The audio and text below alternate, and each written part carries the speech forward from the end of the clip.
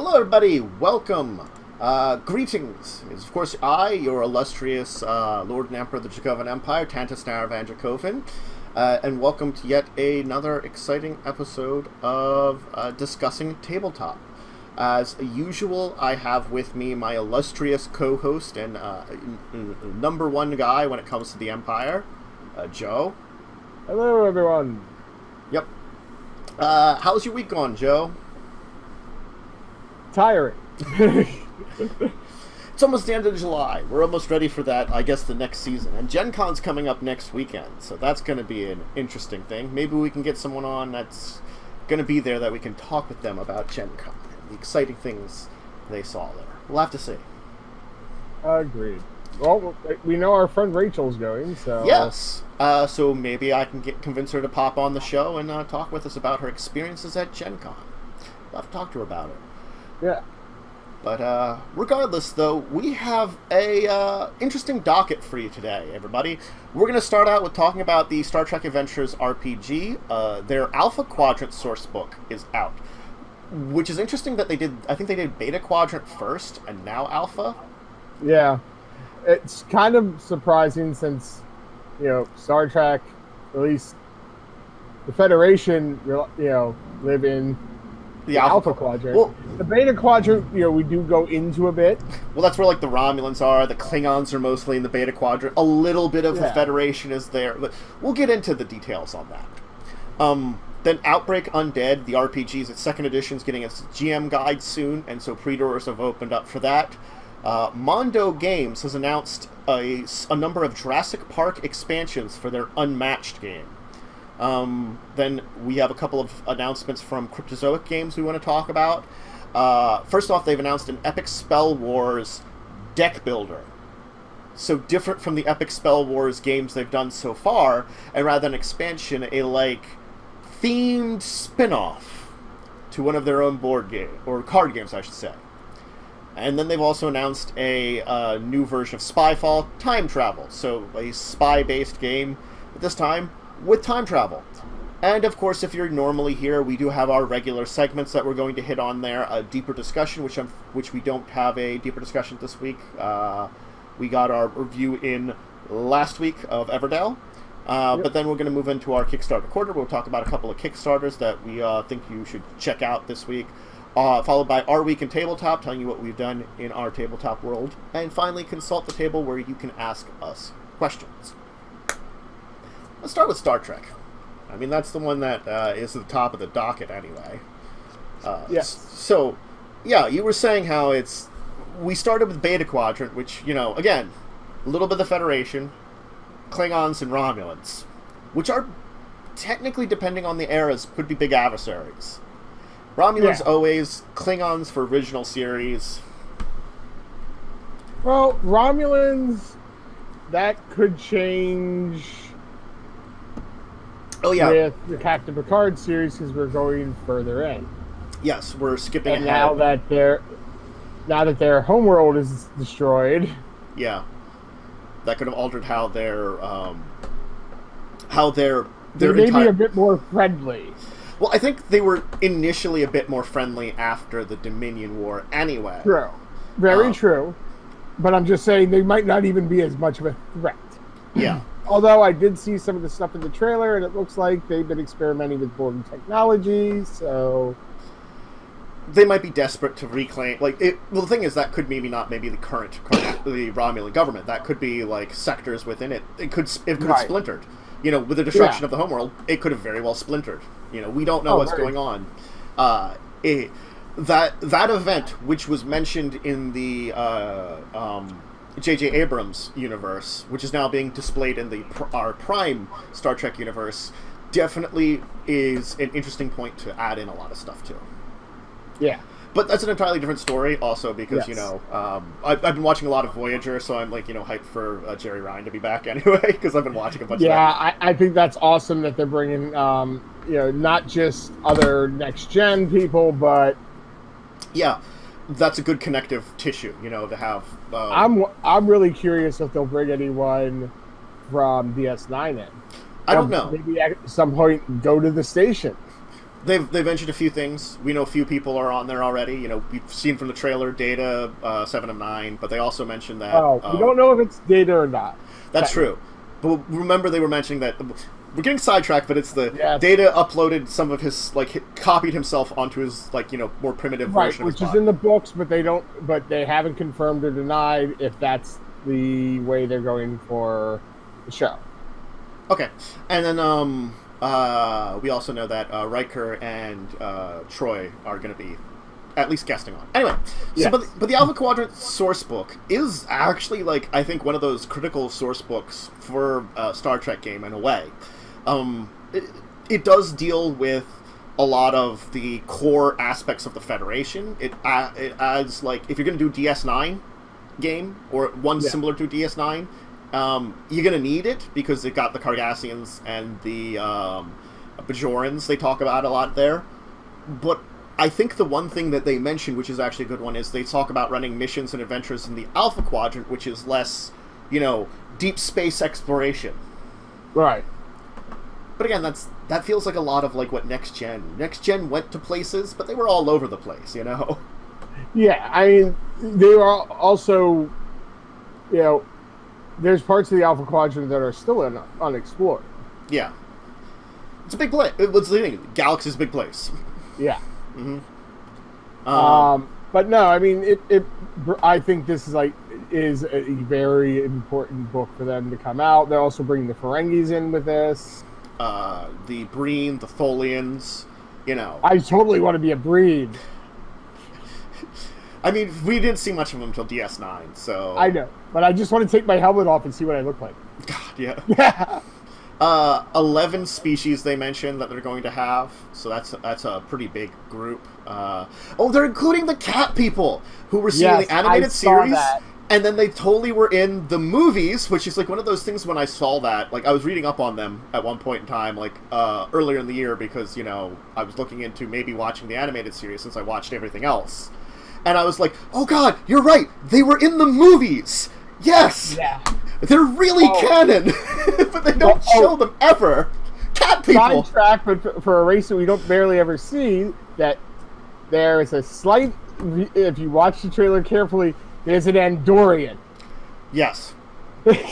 Which, oh my god, we haven't seen the Andorians since Enterprise. And that was a prequel. They don't really... And before that, we haven't seen it since Original. They did show... Actually, no, I was looking that up. They do show up a couple of times in Next Generation, but very sparse. Yeah. It's like guest shot of an Andorian kind of thing, But it would be nice if they actually do bring them back into the fold a little bit more, since they are a founding member. Mm-hmm. Yeah, no. So, definitely... No, it's fine. That's a fine thing.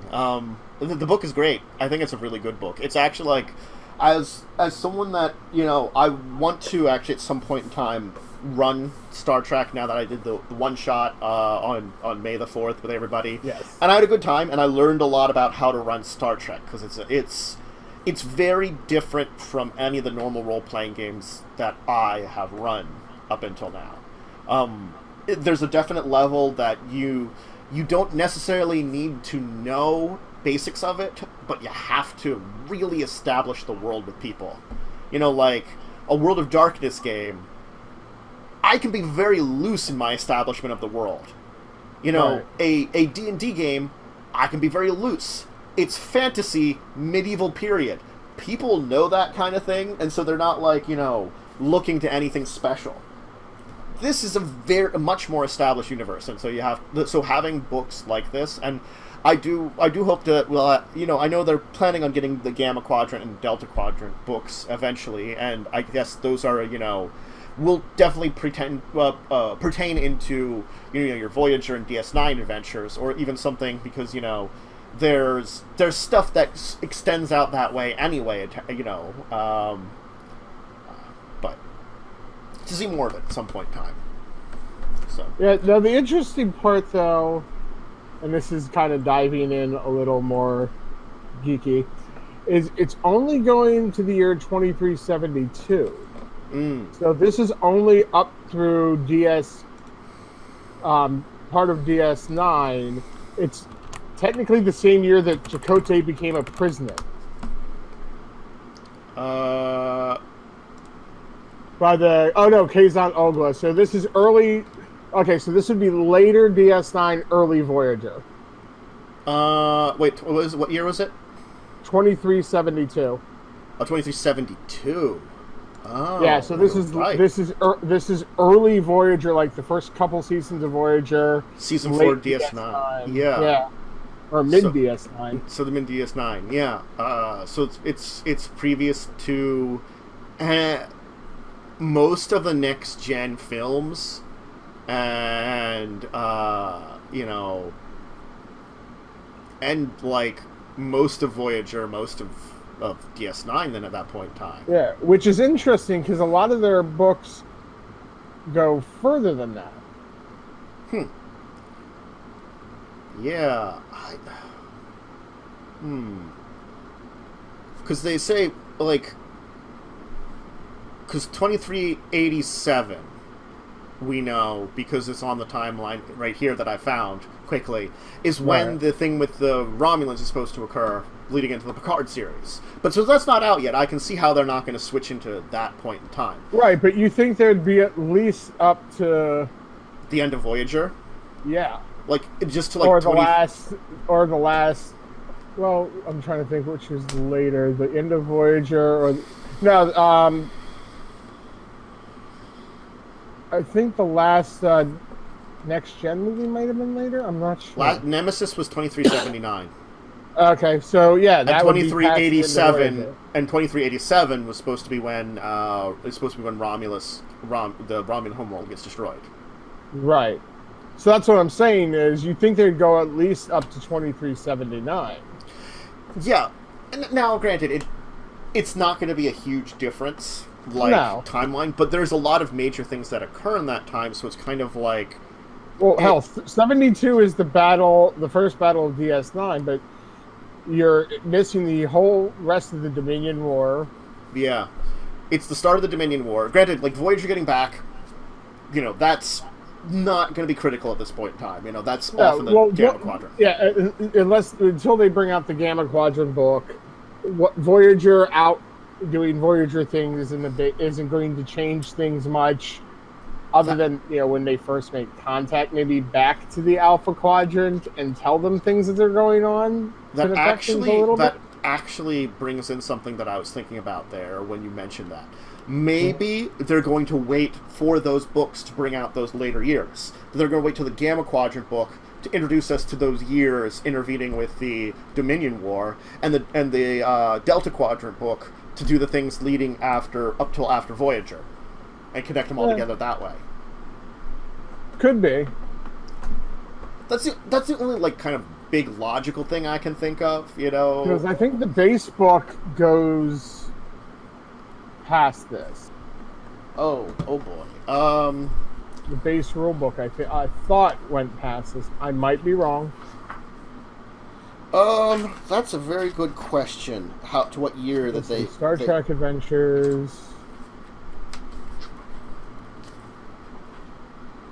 oh boy. Yeah, that's trying to figure that out. What year I'm trying to look on their site at the base book, and I don't see a date. So I could be completely wrong here. What year they go up to? Yeah, I could be completely wrong. Well, the problem is if they don't have this book, I like this book a lot, but this book... I know they say you can play through DS9 time and everything, which this would go into DS9 time, so... Yeah. But the problem is that this book is beyond the character creation and the game mechanics. A lot of the setting stuff, it's good, it helps. There's a little bit of a disconnect, I feel, that is made to make it more accessible. Yeah, so I could be misspeaking. Well, no, you might not be. I think for hardcore Star Trek people, more hardcore like you and I, it has a disconnect that makes it a little more difficult to navigate and find that information out. Yeah. So it's good that they have an exact date here. Yeah. It gives you a hard timeline of what to expect. But I mean, you could extrapolate through the main rules and go a little further. Yeah. Since and the thing is, I don't know. I don't own any of the books, so I haven't got to really deep dive into them. I don't know if there's anything for creating like technology or anything of your own in the system. Yeah. To make it go further into the future, because you could have a setting that's further in the future role playing wise, but you'd have to advance the tech. And the thing is, it's again, the difference is 7 years. That is not long. Right. Well, no, I meant if you wanted to jump further. Like, really jump further. Yeah. Yeah, you'd have to figure out advancing the tech, which I don't know if any of them... I mean, we've seen a little bit of that in the shows with some of the time travel episodes. Yes. And, Starfleet monitoring the timeline. Yeah. In Voyager. Yeah.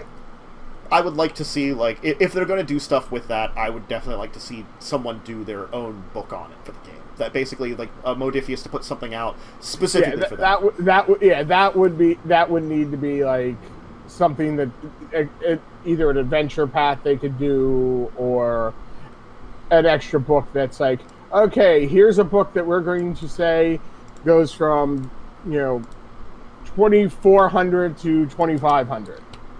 Yeah. If you want to play in a future timeline. But I think they still have enough that they can work on in already canon before venturing that way. Uh-huh. Although I think it's funny, you were talking about the cat people. Mm-hmm. One of the adventure paths shows one on the cover. Oh, I'm sure. That's the thing is, like, there's a lot of places to, bring it in, I'm sure, to bring them back in, too. And I think, like, they're trying to show off a lot more of the Star Trek stuff with these books, too. Like, to dive deeper into a lot of the lore, which the shows don't necessarily do. And I can understand why the shows don't do it. Like, a lot of the shows don't do certain things because of budget. Modern day budgets and modern day makeup is a lot different than it was back in the 90s or early 2000s even.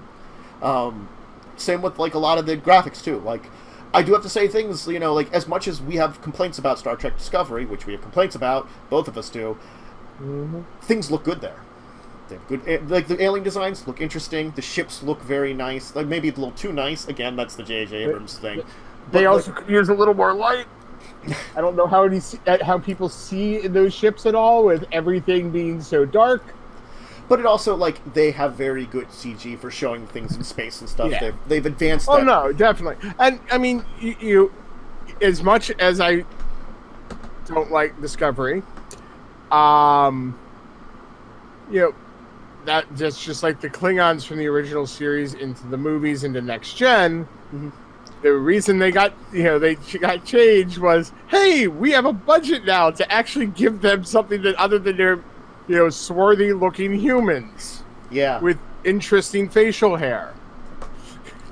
And I mean, some of the things they did, which, have lasting effects, but did create interesting, alien races that, we remember. But it's like, again, the makeup repeatedly over and over again. It's the budget. But, I mean, Next Gen did bring up the makeup budget a lot. It did. Like, and we got to see some weirder alien races, like the fish people. But, like, for regulars, I think, like, Brent Spiner as Data, because they just have to paint him white. It's not gold. Too bad. Oh, sorry, was it really gold? It was gold paint. But it kind of looks white, It's a gold shimmer to it, is the thing. And the way they did that, he said it was so hard to clean it out of his pores afterwards, because they had to pack it basically into his face. God. I'm hoping, and then in the new stuff, they've got better, better makeup technology that they can repeat this, have the same looking thing without the problem. Yes. Well, I'm sure some of it also may be a little CGI because they definitely have de-aged Brent Spiner in that. Well, the thing is, I thought about it is, like, if he's in the heavy makeup, they can hide a lot of that age, too. Oh, yeah. But you can... It's not a bad effect, but you can see that he's a little CGI. Okay. Which is understandable. I mean, his face isn't as full anymore as it was back then either, and you can see they kind of filled it in a little. And yeah. And that's fine, because, it's hard to have someone come back after that long who's supposed to have not aged a day.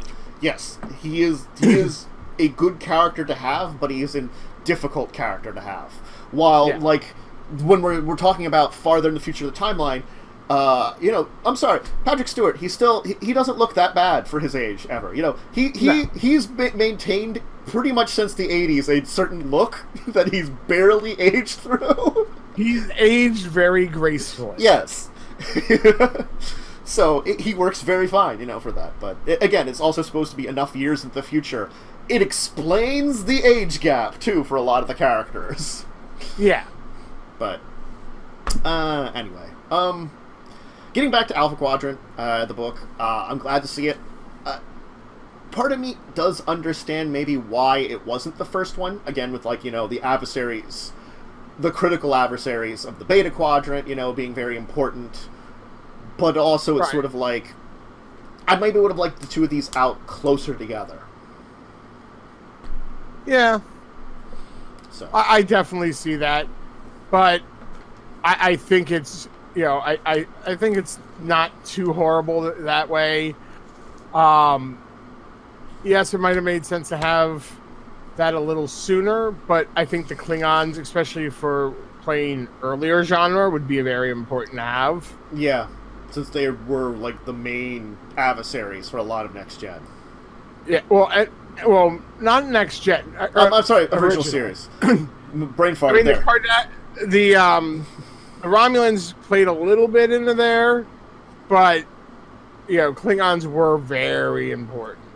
Yep.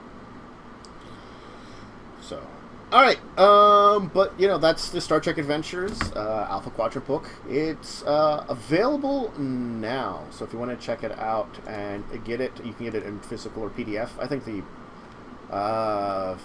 physical should be the local game stores at the moment. Anyway, let's move on, though. I do want to, of course, do some talking about the next RPG book that we want to talk a little bit about, and that's, of course, Outbreak Undead. Now, I think we talked about Outbreak Undead a little bit previously, in a previous episode, and this is... May have. Yeah, it's remembering what we talked about in previous episodes sometimes. It's just like, we talked about that? I think we did. Anyway, so this is the Game Master's Guide that we're kind of deep diving into here a little bit. So the thing is, I thought this has been out, the second edition, for a little bit of time, is the only thing I've been thinking about. And they're only taking pre-orders for the Game Master's Guide now. Because we haven't had a chance to deep dive and actually play the game, I can't say that maybe the Survivor's Guide, aka their Player's Handbook, maybe that is enough that a budding GM could probably run off of it. Maybe. Maybe that's why we're getting the Game Master's Guide now. Right. Because, again, it's a kind of genre. It's a survival horror RPG, and you're not going to get... You're not going to get, a monster manual, really, because it's just zombies. Though, I guess, there could be differences you do in zombies that that's something I'm not sure how much they dive into for it. If they do dive into alternate, things for it, if they go... because there's a lot of zombie games out there that have variety in ways, more than just, the variety of all the zombies are this way. Sometimes they have, Resident Evil has, unique mutants. Left 4 Dead or similar like games like that have unique zombie mutants, things like that. I'm deep diving into something that I know nothing about because again we've talked about it and looked up some stuff on the game, but if we don't get the full book in front of us, you don't know enough. True. But anyway, yeah. This was like months ago, I swear, that we heard about this, so it's been a little bit of time, and I would have thought a month's difference would have been maybe better, rather than a couple of months. Right. At least. But, I mean, I'm glad they're getting it out now. A survival horror RPG is definitely one that I feel like you need a Game Master's Guide for, unfortunately. I've tried to do horror in the past, and I'm not good at horror. I did okay one time, but It was only okay. So I feel like something that leads you down that line. It's like looking up stuff in the Star Trek book. You gotta have an idea of how a Star Trek adventure works, and this thing does have the information to provide you into how to run a Star Trek game. To a degree. Right. It helps you out. This I feel like I need that help with, because it's a difficult genre to do. It's like video games or movies. You can do survival horror, or horror with, you can do horror, or video game survival horror, but you can do it really wrong, very easily. Very true.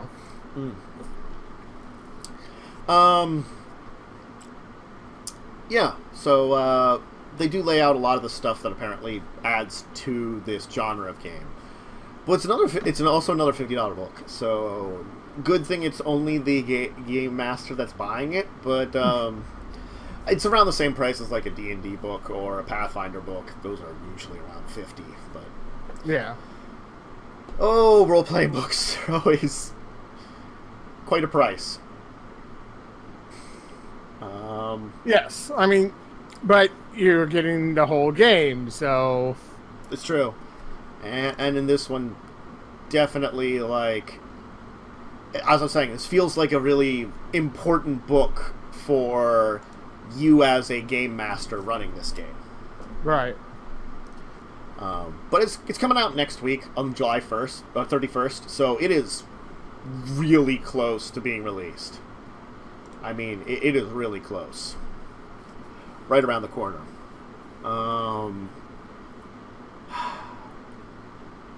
I don't know if there's anything else I want to really maybe hint in on this one after that. No, I mean, it looks interesting. Yeah. Unfortunately, we don't have a lot of information on it yet, so... And unfortunately, I don't know if they have anything for, It looks as though some people have talked about playing it before. They're, showing off the Geek and Sundry video about it, but, they don't seem to have, a quick start or anything that would make it very easily to, dive into it, which is the only thing that I think I regret a little bit, because I would love to maybe dive a little deeper into it and learn a little more, but they just have the 2 books. Right. It's one of those weird things is I've gotten used to a lot of game systems having quick starts or something free that you can at least understand the system and get a taste of it. Right. It's kind of a hard thing to then I guess unless we can find it in a game store or a special event where you can pick it up and look at it, it's hard to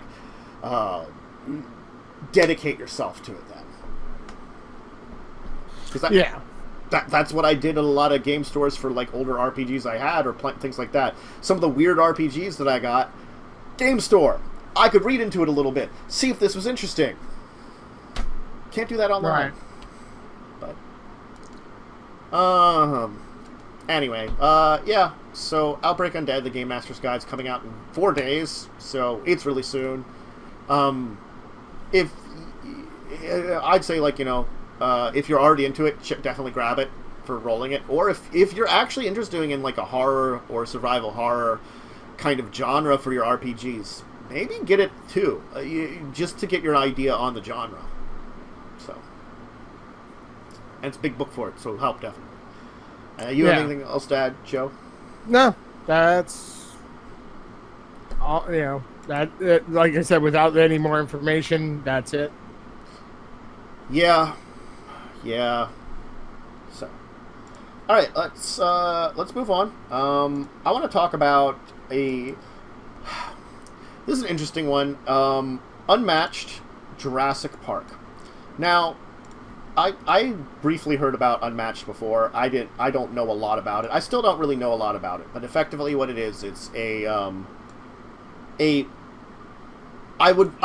like Netrunner, the game, which is like a dueling card game. Though this is a dueling more miniatures game with a deck of cards related to it.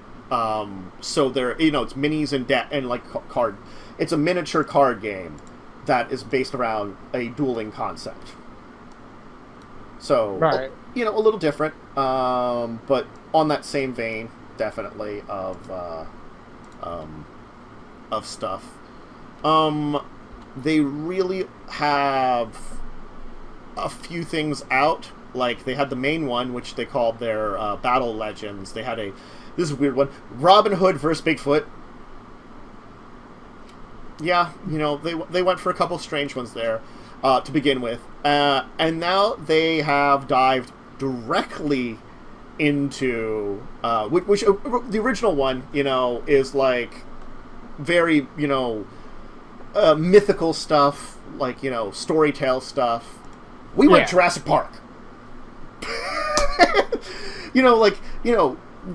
Robin Hood, probably a real guy. They're probably going for, like, the more, legendary version of it. Robin Hood probably wasn't technically one guy. Yes, it was probably a band of people that had, like, the legend about Well, it. not just that, but they think, if you really look at it, it was actually probably a bunch of different legends mushed in, and combined into one person. But there is, like, a truth to it, Yeah. But they're probably taking a lot of the legendary version of it for their things. Same with, like, Bigfoot. Well, yeah, why wouldn't you? I mean... And the other four heroes that they had are Sinbad, Medusa, Alice from Alice in Wonderland with the Vorpal Blade, and King Arthur. The funny part, when you say Sinbad, I still think the comedian. So I just picture Sinbad just randomly appearing. Hey! Oh no! What am I doing with these swords? Mm-hmm. Oh god. I'm horrible. Mm-hmm. And basically you used attack and defense cards along with it. But it's a miniatures dueling game, and it's 2 to 4 players. And the idea is these expansions add more characters you can play, which is actually a really great thing. It reminds me of things like Smash Up or Red Dragon Inn, where just adding more characters. So I definitely can support expansions. But the thing is, they're going a really strange way. So Jurassic Park, which means you can play these with Unmatched, so you could have, because they have InGen vs. Raptors is the first one they're coming out with this fall. Right. I could be Velociraptors fighting Bigfoot. Raptorfoot. And then they're going Dr. Sattler versus T-Rex. And then a solo pack of Grant. It's like, so what does Dr. Alan Grant do to fight King Arthur? I don't know. Like, what? Anything he wants. I don't know. Does he have, like, are they gonna go, like, video game and he's gonna have, like, a gun or something? I don't know. Like one of the Sega Genesis games where they would give him guns. No, he's just gonna throw dinosaur eggs at him. Just fossilized ones. God. Just for the heck of it. Oh God. They do say, like,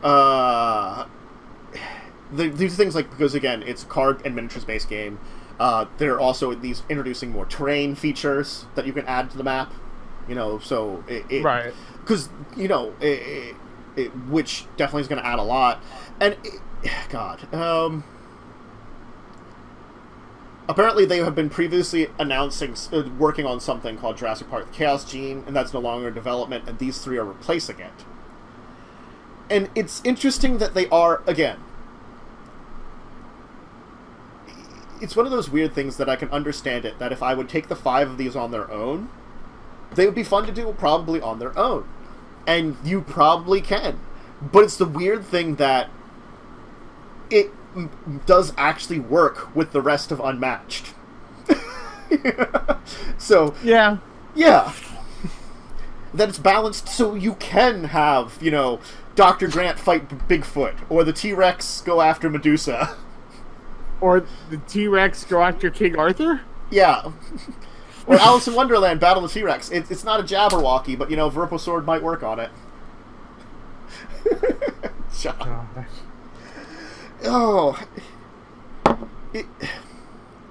I think, I wouldn't mind something a little, more unusual like this, but it's why Jurassic Park, too? Right. I feel like, to a degree, dinosaurs cool. I love dinosaurs. A movie with dinosaurs automatically probably gets me at least watching it on TV, if not in the movie theaters. I've gone to the Jurassic Parks, even if they are awful. I have seen them in theaters. Some of them are awful. Some of them are acceptable. One has been very good. Yes. So it's either awful, acceptable, very good. Which is one. Acceptably awful. Oh, God. I think that was the second Jurassic World one, was acceptably awful. There were parts of it that were nice and parts of it that were really bad. That's why it's acceptably awful. Then there's just awful, which was the third Jurassic Park from the original trilogy. And I guess Lost World was acceptably awful, too. There's some bad things there. Book was so much better. But dropping back to it, we know they're going to do at least a third one. Maybe because this is leading into next year. That's one of the things that they're trying to capitalize on.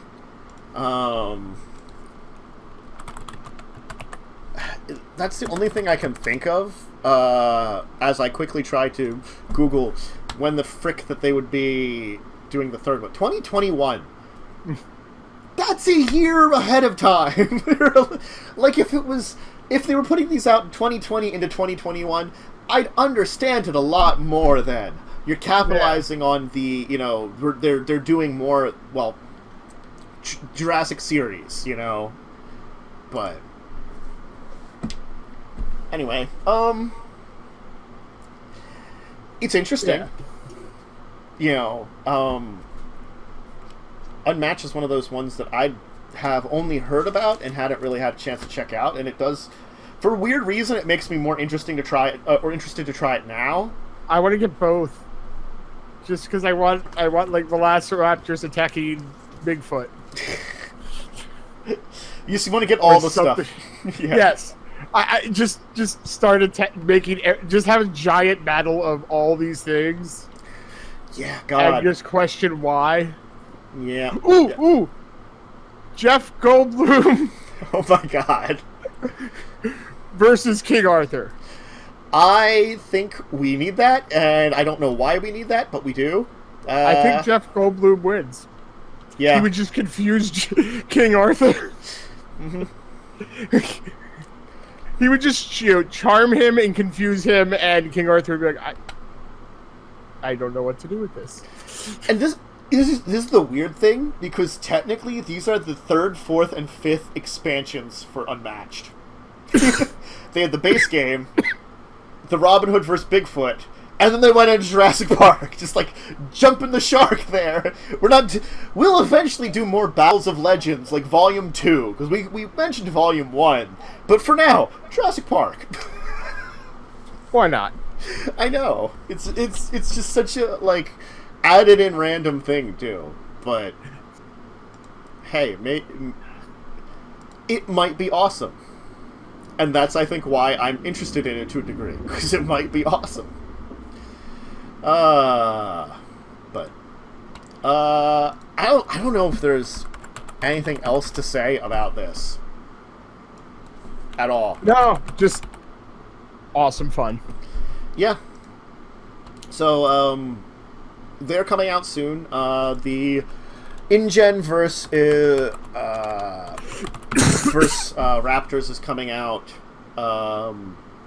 next. That's coming out this year still. and the rest of them will be coming out over the course into the 2020s. The Sattler versus T-Rex and the Grant solo pack are both coming out, I think, early next year. I have to look that up again just to make sure. But anyway, while I'm looking that up, let's introduce the next thing quickly on our list, because we have a couple more topics to head into. Let's talk about some of the stuff from Cryptozoic games. And of course, I do want to start out with one because because there are standalone expansions that you can play with the other cards or on their own. I have one of the Epic Spell Wars games. I can't remember. I think I battle at Mount Tentacruel or something, or Tentacool, or I have to remember them all. There's a whole bunch of different ones, and my brain is not letting me remember them right now. So thanks, brain. But regardless, they're coming out with a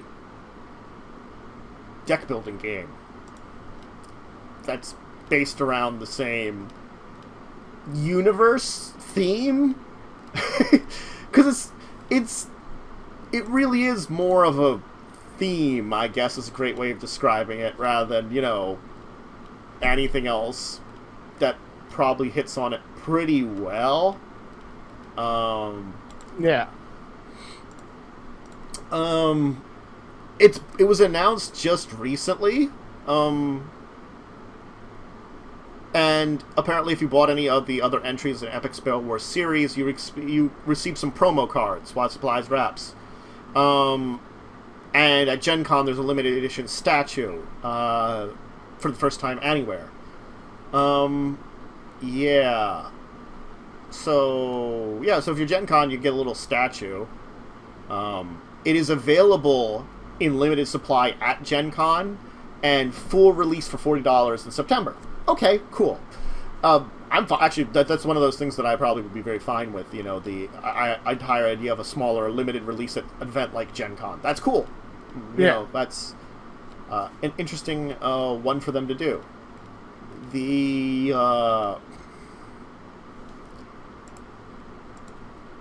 interesting thing is that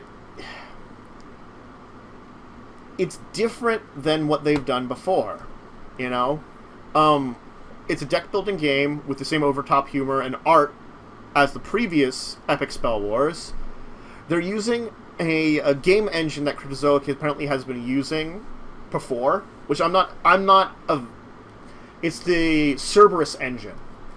I don't know a lot about the Cerberus engine because I've not played any of Cryptozoic's deck-builder games before. Right.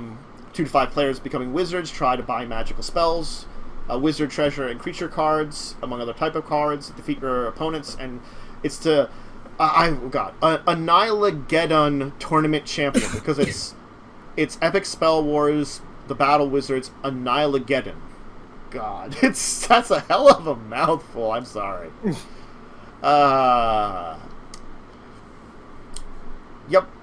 Yep. I can speak the English that describes. Well, it's also just how they name things. They do name things really weird. They really do. They make them. I guess it's supposed to be like the animated heavy metal stuff, like when they did the heavy metal animation compilations back in the 80s or 70s. Was that? Kind of into both. Yeah, back when they did those, it was supposed to be a lot. It's supposed to recreate a lot of that crazy art of it, I think. Granted, it's got its own style, but the entire idea of it's supposed to be very heavy metal, the magazine and stuff like that. Very heavy metal in general.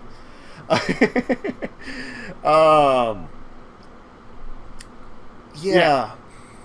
So you start with an ability that grants you a special ability. You get Familiar, which is next to your Wizard. It's a powerful card you can only buy. And then you customize your kind of character after that for battling it out, using the cards and stuff that you get. It heavily emphasizes attacks. It interacts with the deck-building genre very uniquely because of it. And you're trying to take your opponent's hit points down to 0. Yep. And unlike the world of Epic Spell Wars, death is not final. When a wizard dies, his or her and you get you get back to 20 health, and you get a dead wizard card, which has negative effects. Yes. So I'm guessing there is a win condition that does not involve death. It might involve dealing damage and killing people. That gets you that. Blood, gore, mayhem. It's the same kind of art as they've been before. Yeah. The craziness of it all. God, so insane. Yeah. So, I don't think it's going to be bad. I'm going to say that first off. Like, the big thing here, it's probably not going to be bad. It's a different take with the same art, which I guess might work for them pretty well. I feel like maybe they did this because Epic Spell Wars, you can only do so much with it before you really are going old hash the nature of that one there, with the extremeness and the craziness of it all. Well, this is a way to create another product that's very similar, but played in a very different way, that uses that same kind of style. So it's refreshing the style. I don't know how much more you could do on this deck building game. Deck building games can get expansions, but it's sort of like this gray area, I think, depending on the deck building game. I'm not sure how this one will work, so I don't know if it'll work with more expansions after this. But maybe this is a way that they can have more. Maybe.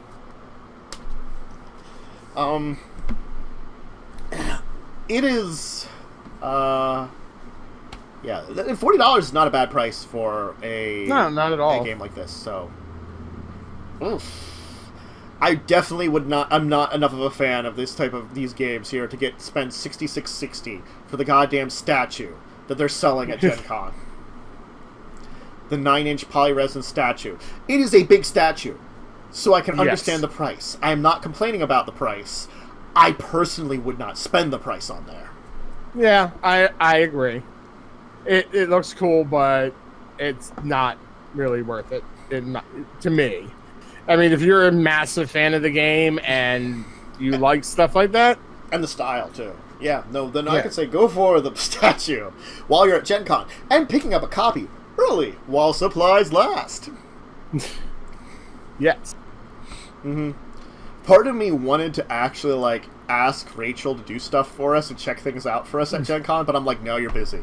You've already planned things out. She's going for fun. And she's going for fun. That would be work we would give her. Yeah. That wouldn't be nice. No. But asking her questions afterwards is perfectly nice. Yes. Maybe I can see about having a guest in 2 weeks. I'll also message her after this show. But yeah, no, Annihilageddon, if you're looking to buy it yourself, if you love the Epic Spell Wars games, check it out September. Or if you're at Gen Con, check it out next weekend.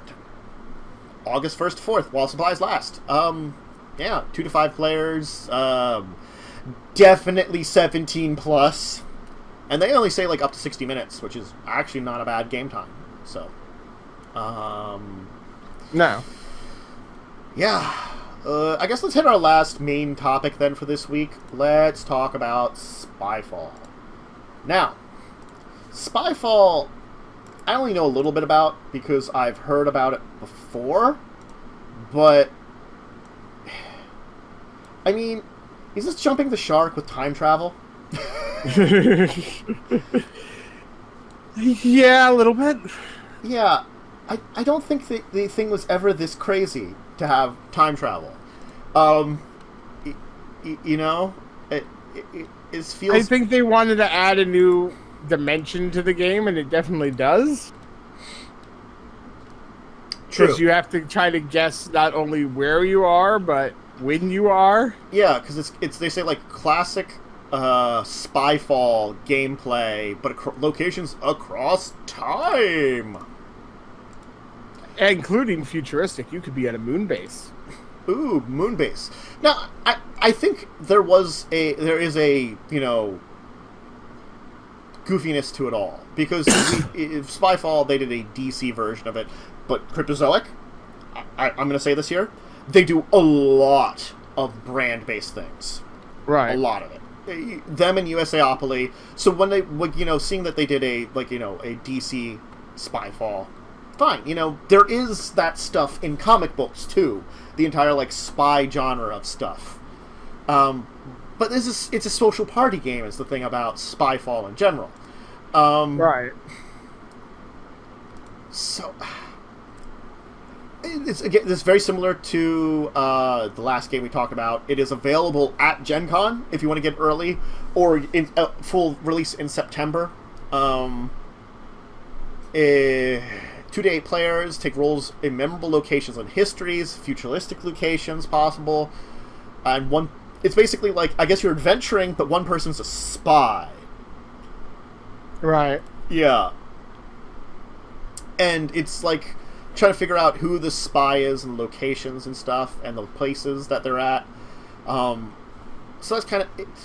It's an interesting dynamic in a social deduction game. That's the thing about it, is the basic idea of it is very interesting. And I don't know if the time travel aspect really brings in a huge amount or makes it easier. That's the questions about it. Does it make it easier? Does it bring in a lot? How does this affect the entire Spyfall idea? Because I feel for these games anyway, when you kind of take a look at them, they feel very individual anyway. But again, the price is $25 for them. I just don't know how much you can combine any of them. This one actually does have a 2 to 3 player variant and a team variant for 7 or more players. So I guess traditionally it was more a 4 to 6 player game because it's a social deduction game. Of course, most of them are a lot of players, but having variants that add extra in. And it's 15-minute gameplay too, so I can't complain about that. I just think it's with talking about it as being a spy-based social deduction game, and then you've jumped the shark to time travel. It's just weird. Yeah, weird. I'm gonna go for weird. That's the word I'm gonna use for it. Let me try to. Yeah, there's Spyfall 1. It's questions, bluffing, clever answers, and suspicion. And now time travel. With all the other, with everything combined. It's not horrible. It does make it more challenging. Yeah. And this is the 4th Spyfall game, and the fact is, they don't come out with a lot of them, so I can't complain about that, because the first one came out around this year in 2015. So what, 2 may have came out in 16, DC 17. Well, that's actually, more than that. And then, 2 came out in 17, DC came out in 18. So they have a space between them at least. But time travel. Yep. Again, it's that part of me is is this jumping the shark? Is this not jumping the shark? I actually am unsure if it really would be considered jumping the shark. I think they're just trying to expand. I don't know if it's really jumping the shark.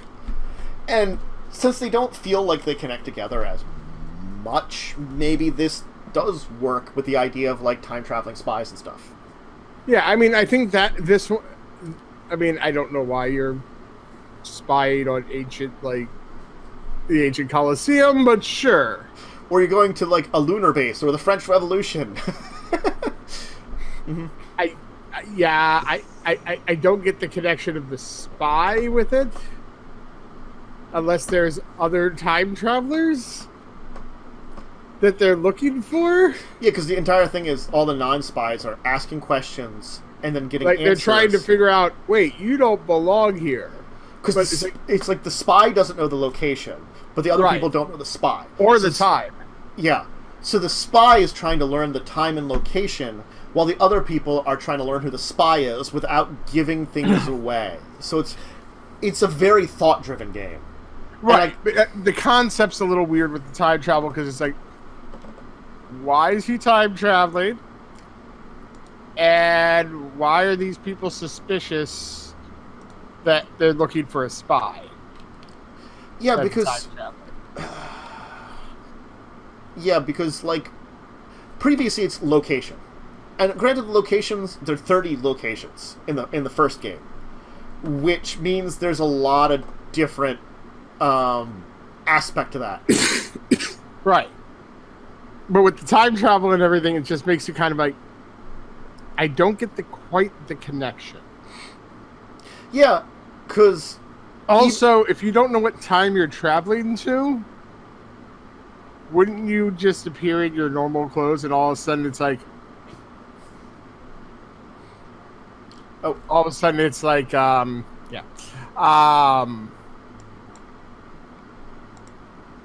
know, weird stuff? Yeah. Yeah. Well, yeah, I guess that's a good way of just saying it. You know, there's weird stuff that's going on. I think the entire thing is that, for me, when I'm thinking about it, is that,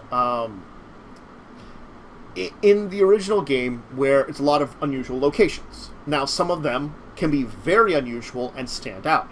But because all of them are around this idea of a modern age, there are things that could be very, set between them. As much as a casino and a circus are very different, there are still common threads that can be found within a modern age. While if I'm talking about a difference between the Colosseum and probably ancient Rome, and then a lunar base in the future, those stand out a lot more. I think maybe it feels like a little bit of hard mode. Because you have to add in a second layer to that then.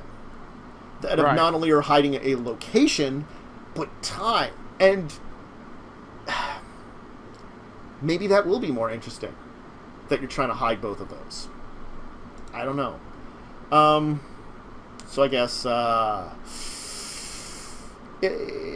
if you like the social deduction games, this might be one to check out.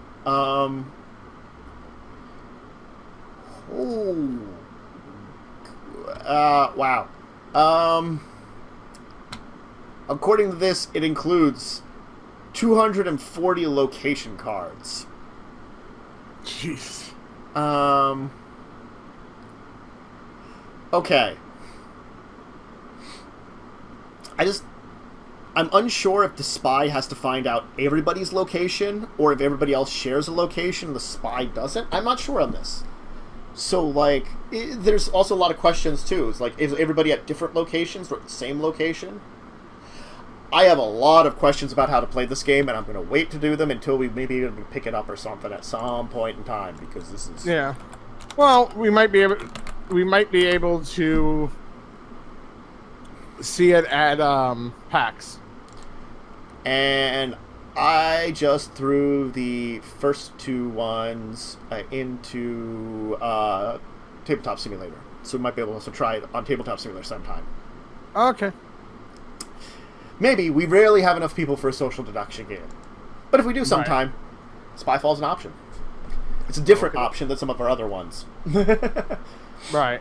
Anyway, Spyfall Time Travel, Gen Con. Check it out if you're interested in... If you like social deduction games, or if you liked any of the previous Spyfalls, check it out. And if you find something interesting about it that really would attract our attention, please message us about it. Because there's a lot of big questions we have about this one. Anyway. So. Alright, let us move on to our regular segments, because we have a couple regular segments that we do pretty much every week for you guys out there. As I said, we don't have a deeper discussion for you this week, but we do have some Kickstarters on our Kickstarter Korner if you're interested in that. Joe, do you have one for us this week? Yes, I actually went a little different. I did not go with a game this week. I went with more a role-playing accessory. Always a good thing also. Putting it in chat. It's Dungeon Pegs. Ooh, sounds This neat. looks freaking awesome. It's basically a 3D set that you can build dungeons with in real life. Yeah. And you just, plug the pieces into the pegboard. So it'd be really easy to create things to, if you have a 3D printer, you can get the files for just pledging $12. Cool. Or if you don't, about $37 you can get just a regular bundle, which is the early bird. The early bird, which is limited right now. They're about halfway sold out. It seems like a lot of the some of the other ones. That's why they've actually made their thing too. You know, they've made their goal. Yeah. So yeah, they've already made their goal at 58 days to go. I mean, their goal wasn't that much. Yeah. No. It was only a $619 goal. So. Wow. That's not a lot.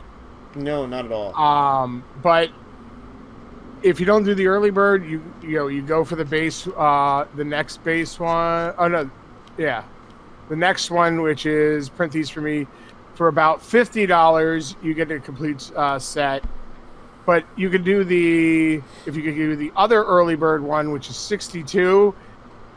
Oh, that's just you get 2 complete sets. And unlock all stretch goals. Oh, okay. For the 50s, unlock all stretch goals too. Oh, actually, all of them are unlock all stretch goals other than the printable one. Yeah, the printable ones. I think some of the more expensive ones have all the. Yeah, all the other ones have unlock all stretch goals, but you get a large amount of stuff. You get 2 large dungeon pegboards, which are 6x6. You get 4 medium dungeon pegboards, which are 4x4, 6 small dungeon pegboards, 3x3. Mm-hmm. I mean, you get a lot of pieces, and the stretch goals. First one's curved walls, which is cool. Next one is selection of door pieces. Yeah, windows, paintings, torches, banners, and more. Oh wait, yeah. Dungeons, furniture, the armory. A lot of these things have been unlocked too. Actually, yeah, and then the final one is the Wizard's Tower. Yeah. So I mean, there's a lot you can do with this. Now, yes, they're just a beige color, so you're not going to have a lot of color to your dungeon. Mm-hmm. You could paint it though. That's true. You could paint it too. I'm sure that wouldn't be very difficult, especially if you wanted to look more like gray stone. Or something, so, but I think you could really build an entire dungeon very quickly with it. Yeah, no, that's really cool. Honestly, if we played more in real life, I would totally probably invest in this. Yeah, this is definitely a cool thing to get. It's the unfortunate thing that real life meetings has become very difficult nowadays. Yeah, and especially for our group, because our group is fairly spread out, not like super spread out, but it's timing and. We're also all adults. Yeah, and we have jobs and responsibilities and busy schedules. Yeah. Mm-hmm. So it's hard to get that like time to throw it in together, but no, that's really cool. If you have a gaming group that you meet with in real life, I would have loved something like this years and years ago. I struggled with finding stuff for boards, either like the dungeon tiles, which did a decent job for like from D&D and Pathfinder. Their dungeon tile stuff, they're great, but they're not really great.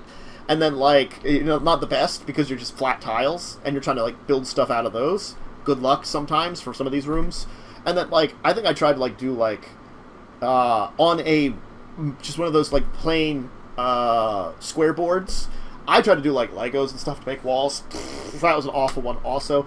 There was a lot of things I attempted to do to make dungeons and stuff, and very few of them were really good. Right, and because of it being pegged like this, it's really quick to assemble, disassemble, modify things. Mm-hmm. Like if your team blows a hole through a wall, you can easily show that. Yep. So I think this is really great, and the price point isn't bad. No. Like just Now it is from England, so I don't know how much like the shipping cost would be. They say it's anywhere in the world, but that doesn't mean it's anywhere in the world for a price. Right.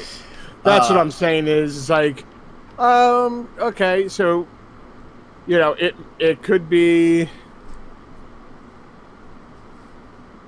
mm-hmm. you know, it could be more, it could be less. Yeah. And they definitely meant like, you know, if there's a lot of backers, it's going to take longer for everything to be put together, because the more backers, the more printing has to be done. So it's sort of like, yes, the more successful it is, the longer it will take for the estimated delivery date. And they do say, like, at least most of them are saying like October or November, depending on what it is. I think the October ones are for when your self-printing stuff would come out with.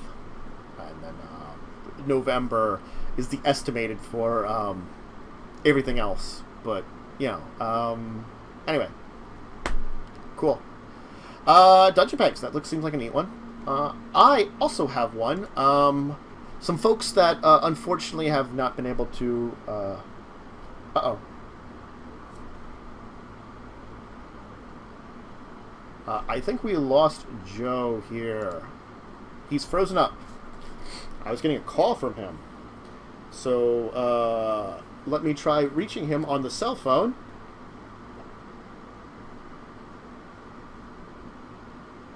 Hey, I had a very brief power outage. Oh, hey. I guess I'll talk about my Kickstarter when you restart. While you restart, then. Yeah, my computer came back on, but I'm waiting for internet to come back. Okay, folks. So I'll let you go. So, and then I'll I mean, I can call you on the voice on over Discord on phone. Sorry about that. No, that's if you want to try doing that for a bit, that we can just do that then. Okay. I'll do that in a second. I'll talk to you soon. Yep. Okay. Bye. Technical issues. Power outages. I am way big now. We have to wait for Joe to come back for me to fix that a little bit. But I'll fix the video when Joe comes back. Anyway. Game with Games. I've talked to them a few times. We saw them at PAX Unplugged, had a good discussion with them. They unfortunately haven't been able to be on the show, but they have a Kickstarter I do want to talk about, Innsmouth 32. They tried to put this Kickstarter out a little while ago, but they put it off because they wanted to, like, fix some things up. They're about halfway to their goal right now, 13 days to go.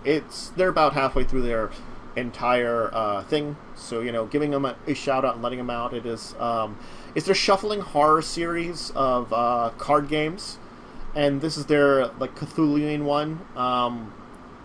They've like Pittsburgh 36 was their zombie one, Roswell 51 was their alien one, and this one is Innsmouth 32, their Cthulhu one.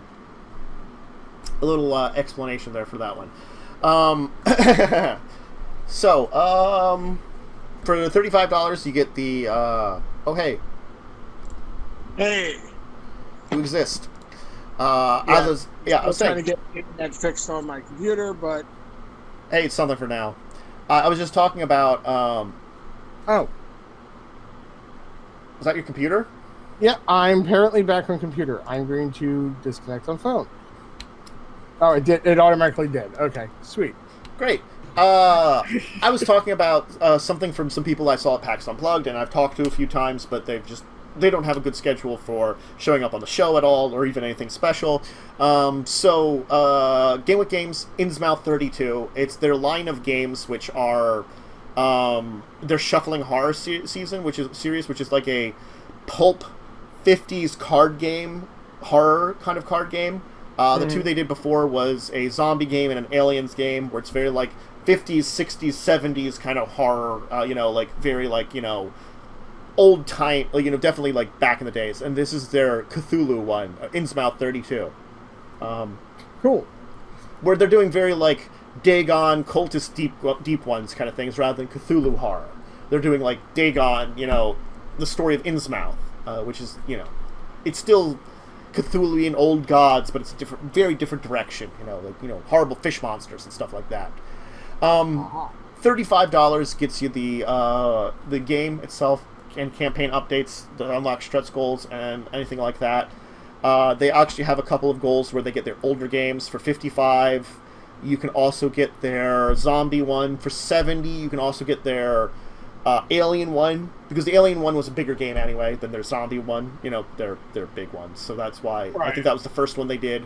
Or for $90, you can get all three if you wanted to get all three of them together. They had some early birds and first day backers, which are gone.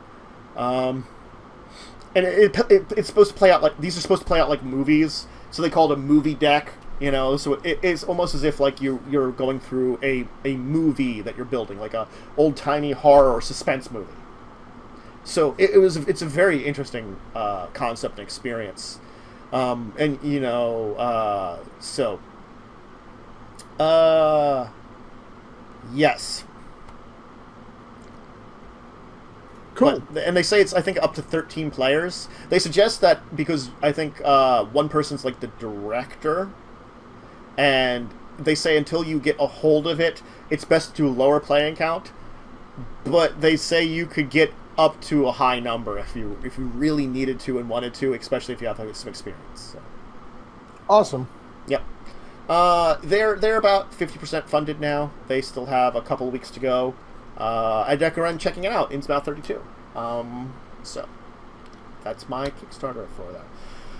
All right. Why don't we move on to our next regular segment, Our Week in Tabletop? All right. So. Did we do anything last Saturday? I think you were feeling bad and you ended up falling asleep, and I ended up just not finding anybody, so I think we just... And so when I didn't hear back from you when I said, like, when I kind of gave an update, I was like, oh, maybe he fell asleep or he's not feeling good or something. Yeah, so I assumed. Yeah. We had Sundays at Tabletop, which we played Lords of Vegas, didn't we? Yes. Lords of Vegas. And Blaze kicked our butt. He managed to get in a position where he basically took over everything of mine. Yes. I did make an epic comeback. You had an epic comeback. I had the worst dice rolls in history. Yeah, well, maybe not the worst in history, but pretty awful ones. You were up there with Will Wheaton.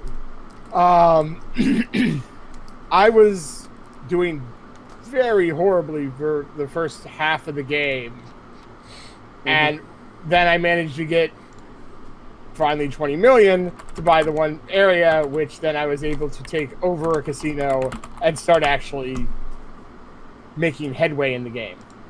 Mm-hmm. Where unfortunately, yes, your dice rolls were horrible, and you guys were fighting over a casino for a while, spending a lot of money back and forth on trying to have control, and unfortunately Blaze kept taking back control of it. It just... You know, I tried it to do my best with the entire thing, and I just... Yeah. Fuddled out. You just had bad rolls. It happens. You had a good strategy, but bad rolls. Mm-hmm. And as always in Lords of Vegas, like, one property just seems never to come up. Or barely ever. That could really help. Yeah, and it would be one that really could help. So. Yeah. But it was fun. Yes. And then we had Madness of the Land, which I think was actually a very interesting episode because I think it was that right bit of adventure and role-playing with just a little bit of stupidity. By a little bit of stupidity, I mean a lot of stupidity. Yes.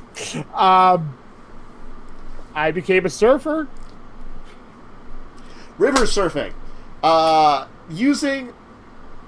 Using water walk and surfing on a river.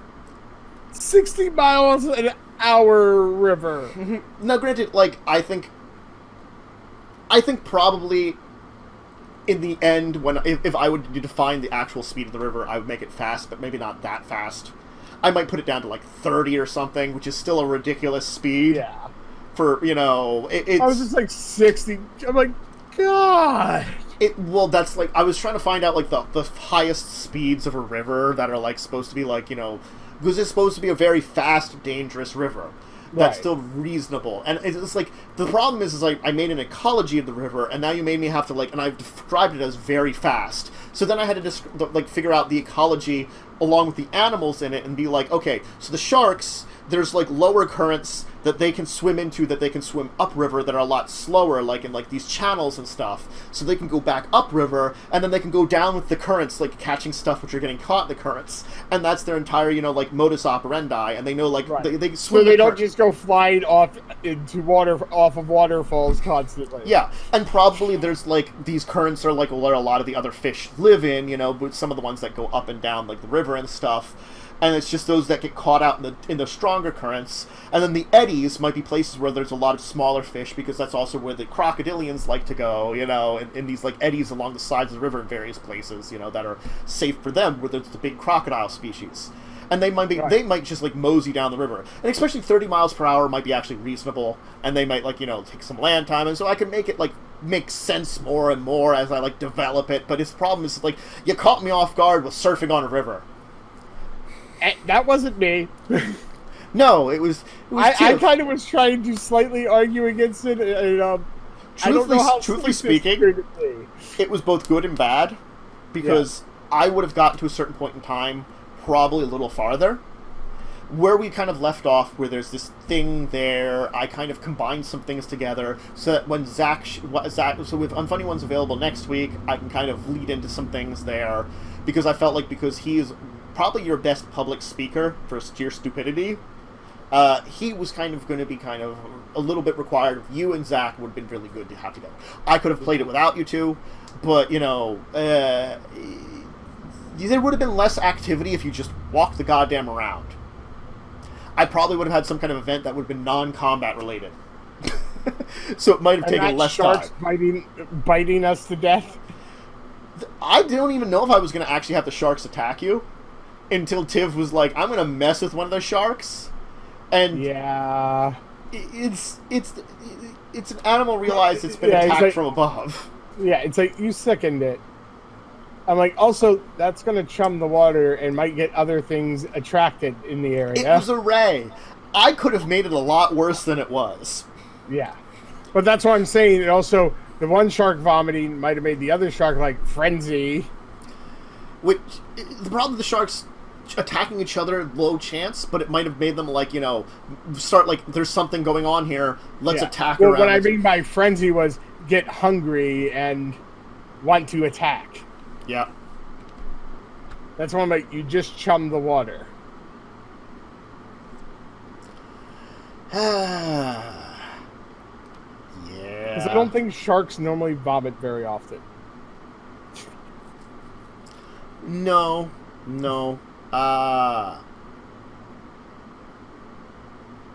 God. Yeah, anyway. And we slept in trees. Yeah, and there's some interesting things. And naked time. We needed Zach there to, like, put you in together for the insanity that you guys I would have asked for a group hug. With Zach in the center. I'm sure you would have. Because Zach's brain would have probably exploded. Oh, it would have been... Ulfgar probably would not have been comfortable either. Ulfgar was not comfortable at all. The poor man was just uncomfortable. Yeah, as the three exhibitionists are just like, yeah, whatever. Mm-hmm. The poor man. Anyway. Alright, yeah, let's move on, though. I think that was good. I think that was our week. So we go on to our final segment that we have in this, which is a Consult the Table. If you have a question out there that you want to ask us about anything mostly related to tabletop, those are our big questions. But if you have anything related to anything nerd-related, we talk about a lot of this stuff anyway. You could send it, throw it here in Twitch right away. Email us at discussingtabletop@yahoo.com. You can message either of us on our Twitter. I think I have direct messaging open, but if not, you can just at me. If direct message is not open, I think I am too, but same thing.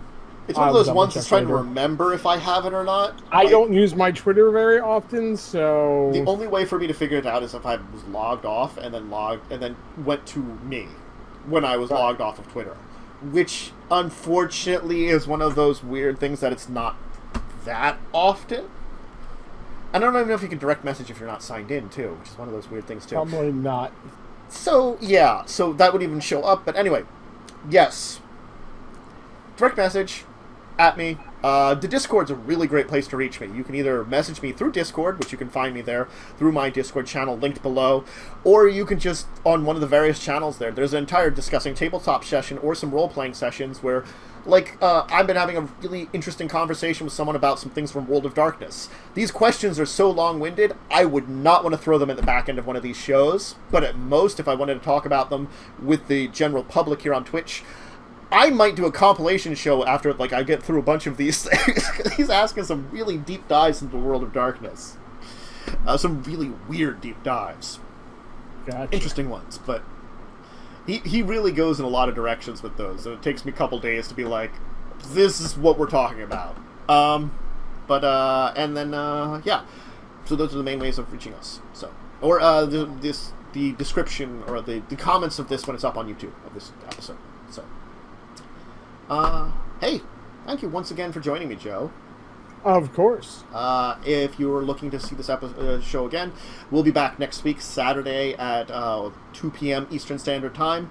Both of us should be back tomorrow evening for Sundays at the Tabletop, and, of course, both of us should be back on Thursday next week, 9 p.m. Eastern Standard Time for Madison Land, the D&D live stream show. Right.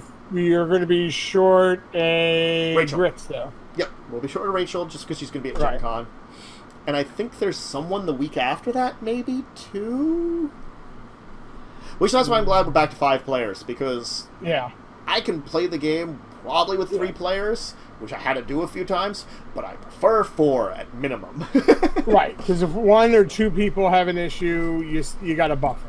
Yeah, that's why I'm glad we're back to 5 players, because we got that buffer back up and running. Plus, it gives you a more well-rounded group. Mm-hmm. And, yeah. So, I think that'll be it for now, then. And, everyone have a great rest of your Saturday, a great rest of your weekend, and hopefully we'll see you tomorrow for some stuff. So, farewell, everyone. Have a good one. Bye.